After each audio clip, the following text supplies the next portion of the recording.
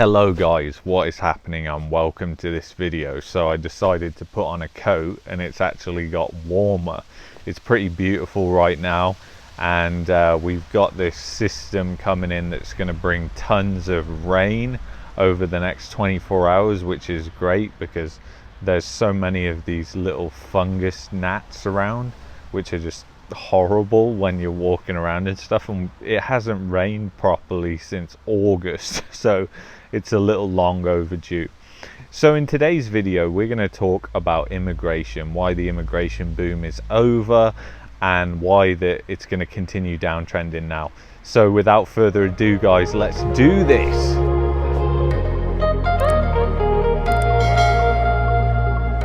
Alright guys, welcome back. So you may not know this, but I'm a member on many different forums, and they're all immigration forums, and I just try and help people where I can. And the overwhelming sentiment on these forums has absolutely changed since the pandemic. And not only that, I've seen friends who have moved back to the UK and stuff like that. And I'm just going to tell you right now that immigration boom, it's over. It's over, and it's going to take a while for that to materialize, as in the statistics are going to come out, because the government here in Canada is extremely slow on compiling statistics, and the headline statistics don't even include the people leaving, so they're often very misleading. But I'll keep you up to date on this channel with the actual statistics, but we won't actually know the true amount of people that have left until the end of next year. And here's why.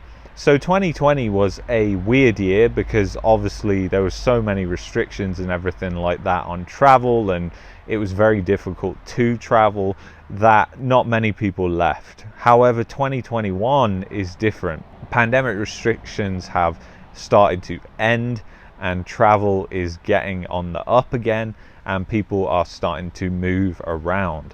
Now obviously Canada had some of the most draconian measures enforced, and whether you agree with them or not, it's been extremely difficult to get in and out of Canada. Now I have friends who are in Australia too, and it's a similar thing in Australia. The pandemic restrictions have been even worse, further restricting people getting in and out of the country, and people haven't seen their family in years, which is just heartbreaking to hear. But the thing is, with what's happened with the pandemic, it's completely logical that the immigration boom is over, and let me explain why.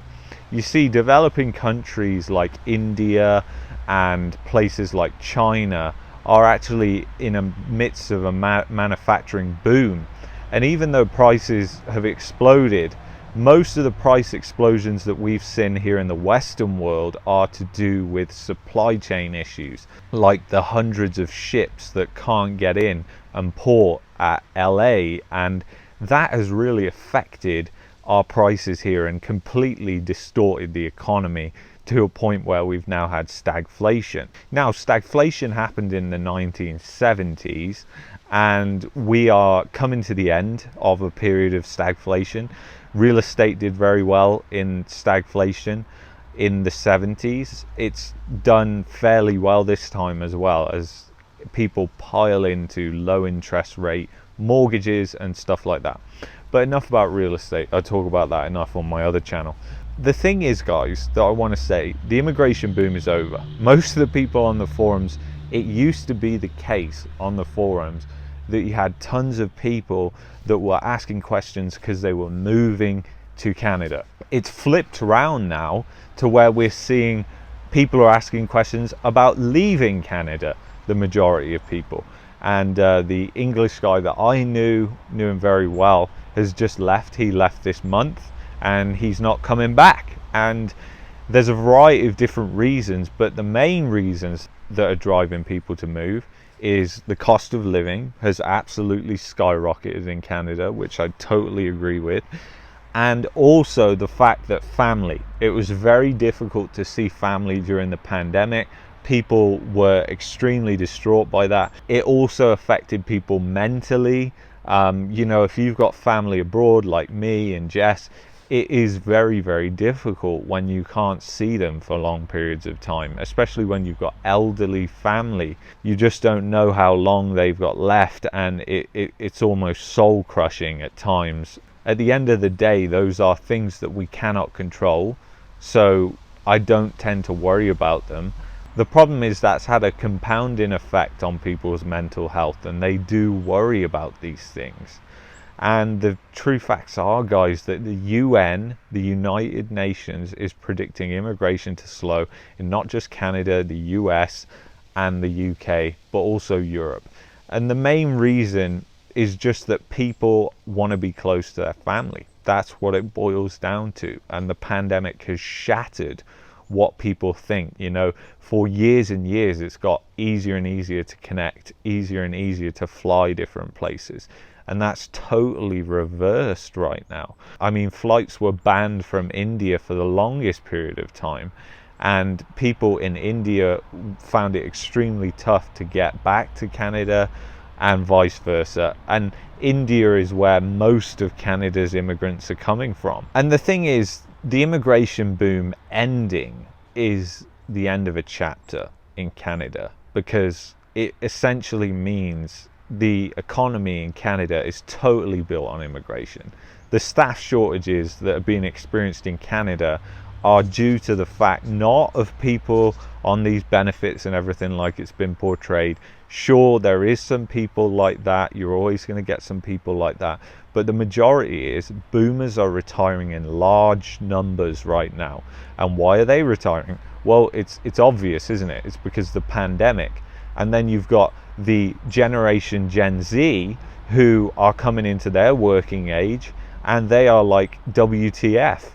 And they don't want to, they're living at home with mom and dad, and they don't want to get into the workforce. There's nothing to entice them into it. So we've got a totally broken economy here in Canada, and I'm just telling you the truth. I feel like I have to tell the truth and speak my mind on this channel.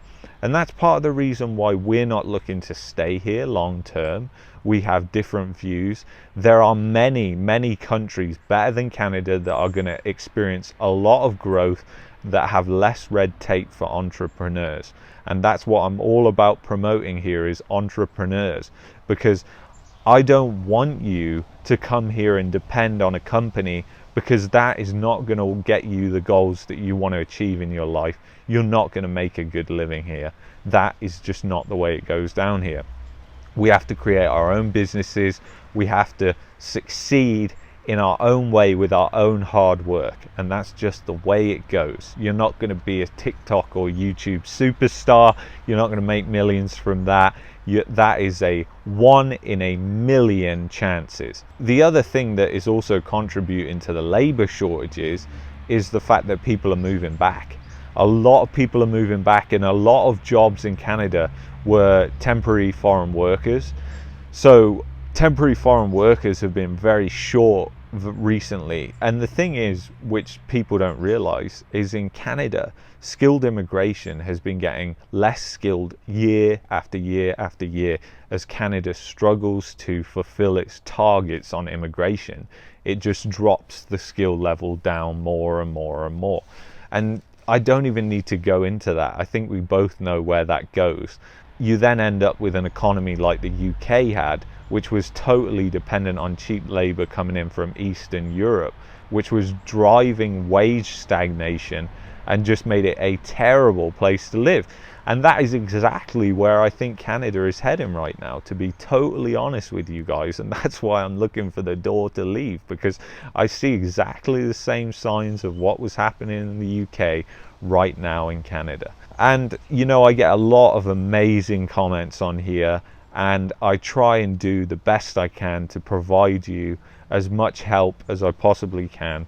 And I don't want to influence your decisions. I always say, make your own decisions, make your own path in life, do what you want to do, but just take into account what other people say, because it does help you sometimes make decisions if you're sat on the fence. So anyway, guys, I hope you enjoyed this video, and I'm sorry if you felt like it was negative. It's really not. It is gloomy, yes, I will say that, but the fact is, it's not gloomy, because there is plenty of opportunity in this world, and that is what I want to outline here.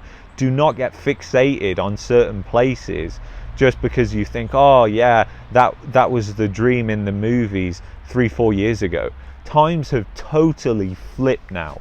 Just think, everything before 2020 is gone. That's the past. We're in a different cycle now, and things have totally flipped. And next year is going to be a totally different year. It's going to be like in the 70s, when interest rates started to rise, and we are going to see recessions, we are going to see debt collapses, we're going to see housing market collapses. It's going to be crazy. And if you're interested more on that, then message me or whatever. I have another channel which goes more into depth on that sort of stuff. But anyway, guys, I thank you so much for watching. I thank you so much for being here and being with me on this amazing journey, which I only think is going to get better, and I'm really, really excited to have you to share this with you. So anyway, guys, take care as always. Peace and love. Bye bye.